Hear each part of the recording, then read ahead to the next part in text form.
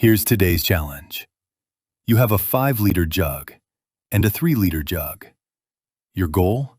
Measure exactly 4 liters of water. No measuring marks, no rulers, no guessing. Just these 2 jugs and an unlimited supply of water. Before we make our first move, pause for a moment.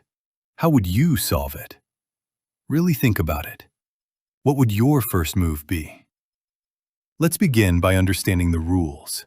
We can fill either jug completely, empty either jug completely, or pour water from one jug into the other until one becomes full or the other becomes empty.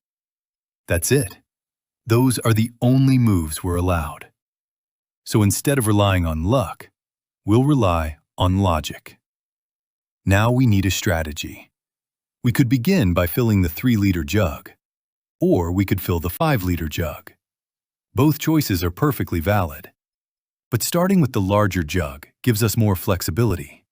More importantly, it helps us create the difference we're really looking for. Our target is 4 liters. That means, somewhere along the way, creating exactly 1 liter might be the secret. Let's see if that idea actually pays off. We'll start by filling the 5-liter jug completely. The larger jug now contains 5 liters, while the smaller jug is still empty. Nothing remarkable has happened yet, but we've created the perfect starting position. So, what should we do next? Instead of emptying water, let's transfer it. Pour from the 5-liter jug into the 3-liter jug until the smaller jug is completely full. Now, stop for a second and look at what's left. The 3-liter jug is full. The 5-liter jug contains exactly 2 liters. That's not a coincidence. We started with 5 liters, transferred 3, leaving 2 behind. And that remaining 2 liters is about to become very useful. Right now, we can't pour any more because the smaller jug is already full. So our next move is simple. Empty the 3-liter jug completely. It might feel as though we've lost progress, but we've actually created space for the next step. Now pour the remaining 2 liters from the larger jug into the empty 3-liter jug.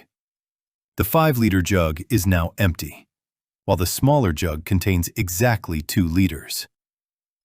Stay with me here. Notice something interesting. We still haven't tried to measure 4 liters directly. Instead, we're carefully arranging the water so the final move becomes almost unavoidable. Now, refill the 5-liter jug. Take another close look at the smaller jug. It already contains 2 liters, and since it can hold only 3 liters altogether, it needs just 1 more liter to become full. Can you predict what happens next? If exactly 1 liter leaves the larger jug, how much will remain? That's the final piece of the puzzle, and it's about to reveal the 4 liters we've been working toward all along. Let's test that prediction. Pour water from the 5-liter jug into the 3-liter jug until the smaller jug is full. Since it already contains 2 liters, it needs only 1 more liter. That single liter leaves the larger jug, reducing its contents from 5 liters to exactly 4 liters. And there it is. We've measured exactly 4 liters. Notice what really happened. We never tried to measure 4 liters directly.